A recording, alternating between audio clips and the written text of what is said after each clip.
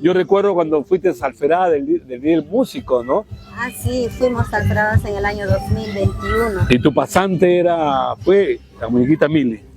Sí, bueno, Y cuando son pasantes, son comadres. sí, somos comadres. Ah, tu comadrita. Sí, muy aparte, ella es madrina de mi hijo y Madrina de tu hijo. Sí. ¿Cómo se llama tu hijito? Yamil, mi Y, hijito Yamil. y ya me imagino a que habrás llorado por su partida de tu comadre.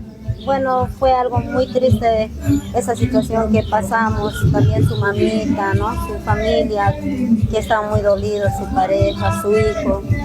Bueno, pues tener una pérdida de ese tamaño es algo horrible, ¿no? Y peor por las cosas que están pasando ahora. Bueno, yo a veces me siento preocupada, triste por toda la situación que está pasando, ¿no? Pero yo solo pido a Dios que tenga calma, paciencia, que les dé calma a ellos, a cada uno de sus corazones y pues que sigan adelante, ¿no? Y siempre conversaban, porque ya cuando uno es comadre espiritual, ¿no? Madrina de tu hijita, ella hablaba contigo, iba a tu casa o tú ibas a su casa, ¿no?